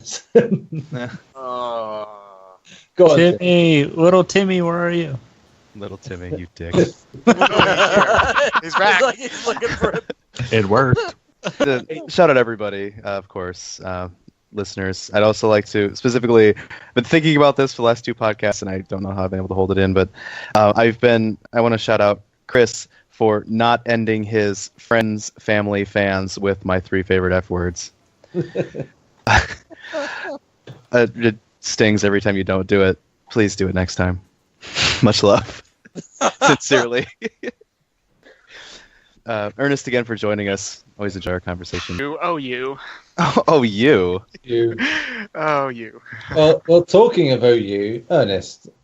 Yeah, just shout out to everyone, our listeners, to you guys for having me in again. It's always a good time. Yeah, looking forward to doing more of these. So Fantastic. And Ben. I'd like to do a shout out to Klauss. Thanks for joining us. A shout out to Ernest. Thanks for joining us as well. It's always good to chat with you. A shout out to Alfonso. I'm looking forward to the story. A shout out to everyone that listens to us. At psu.podbean.com or any other type of service that you use to listen with your ears. Shout out to Maelstrom Radio. Go check this out at twitch.tv/Maelstrom. SheHillsITank at twitch.tv/SheHillsITank. Shout out to Evolved Mail, aka your girlfriend's favourite streamer at twitch.tv/Evolved Mail. And a shout out to our streams at psu.tv/PSU Live. We're currently at 644 followers. So, 544 followers, I think it is, yeah. So hopefully I want to get to 600 by the end of the year. That's my goal. And a shout out to Broly. That shout out is maximum. Ben, you've made me hot for followers. That's everyone, right? Before we get to... Oh, yeah, Chile UK. Oh, yeah, do that. That's it. Before we get to Alfonso's story, that is everyone else, yes? Sure. That is everyone else? Yeah. Oh, no. Gary, to be fair, it's 1:20 in the morning. I'm tired. No, you're fine, man.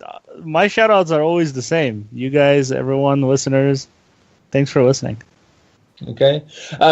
I obviously pointed this out on the other podcast. I'm going to point out here because this will be the first one. I am leaving PSU in the next few weeks. So, yes, just it's a heads up, really. Well, I won't be hosting these podcasts in a few weeks. And it makes me very sad, but also very happy because there are a lot of lovely people here who are doing a fantastic job of keeping these things going. This, as much as I host this podcast is nothing to do with me in a lot of ways. This is the brainchild of the rest of these guys, and I am so happy to have host this for any number of episodes, despite my, being the rookie of the group in terms of anime and being the bedwetter, if you will, of the anime group. Great, that's going to be me, isn't it? Yeah. Swoon. I think Neil is just so relieved and happy to be rid of us shortly in a couple of weeks. I know I am. Chili guy, He's going to pop open a bottle of champagne. Butter champagne. I could do that being on the podcast. I don't have to do that. Like, see you losers! Rides off into the sunset. Bunch of nerds! And drives off on his motorcycle. Nerd! I wasn't going to get into the Anime wankers. Yeah, you anime wankers. As much as I wasn't going to get into the emotional speech and stuff, I will say that I just, it is the highlight of every Sunday is to come and do these podcasts. I have to say, as much as I enjoy my day-to-day work in terms of just doing stuff for PSU, it's just this is the stuff I will miss the most. I'm honestly never happier than to do podcasts with you guys, and been given the opportunity to do that with you guys as well. It's to have met so many insightful, informative people, and Garri has been. Wow! You know what? It deserves one of these. Hot fire. So, are you leaving today? No. Well, both this finishes its ending, maybe. Wow. Oh, that's a good setup. Damn. Sorry, Garri. I love you first of all, really, honestly. So, on that note, yes, I will always say, keep supporting us with this podcast and with all the podcasts on PlayStation Unchained. You have made this such fun to do as an audience. No matter how much you've commented on it, it's been great to be able to keep this going with some sort of motivation going.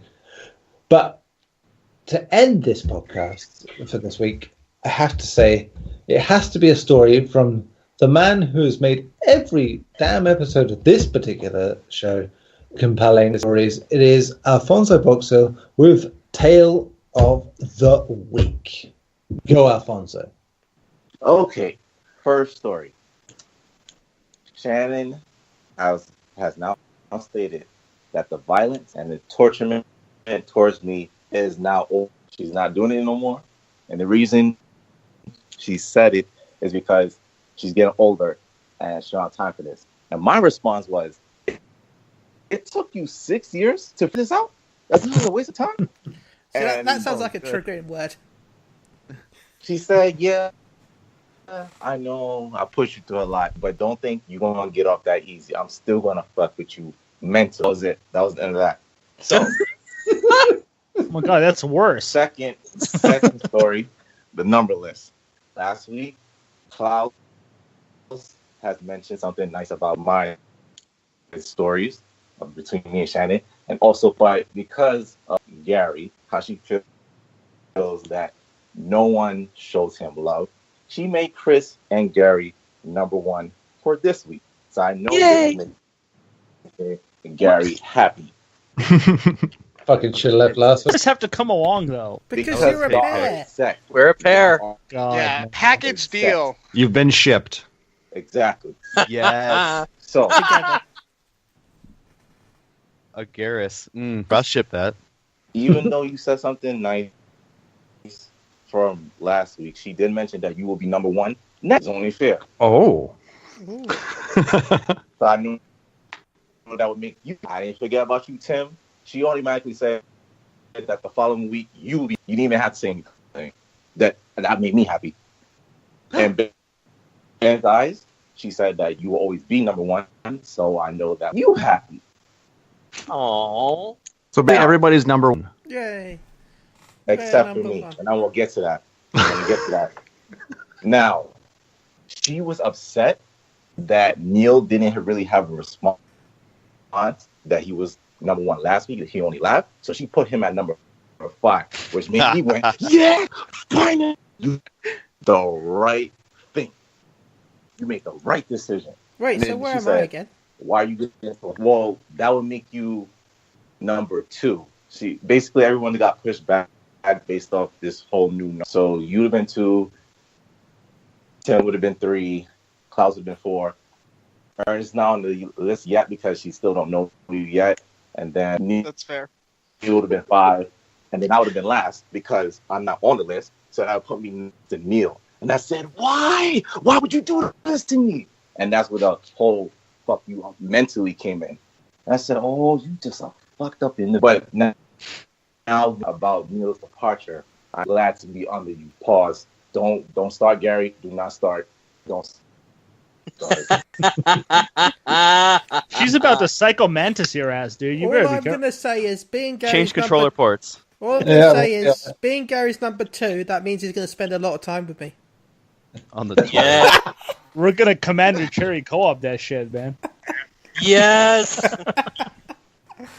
To finish off, she said that everyone will become number 1 eventually as each week passes on, but the rules is that you have to say something genuine about her, and it can't be forced. And the reason she's making this rule because she feel Garri and Chris will constantly just keep shouting her out, and it gotta be genuine. So she attacked out, even though she put you out first. Hello. So yeah, that's the stories. Very nice. Oh, all right. Genuine listening. So we can all give a message before we end the show, okay? Well, I want to go with tell her I said hello. Yes. Tell her, is it me she's looking for? Well, it would have been, isn't it us we're looking for because, you know, we're the team. Oh, yeah. No. It's not so much we're a team. We've become one brain. We're kind of like a split personality at this point. You're not wrong. James McAvoy, then, yeah. Oh, man. I don't want to be compared to Chris in the same. Wow! See what I put up with, man. And on that note, why I go so crazy. I genuinely say thank you for not physically hurting Alfonso anymore.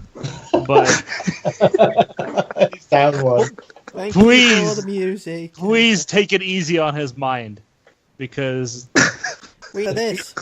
if he snaps, we've seen what can happen if he snaps. You almost stabbed the dude. So next week. Love you, Fonzie. Yeah. Wait. Love you too.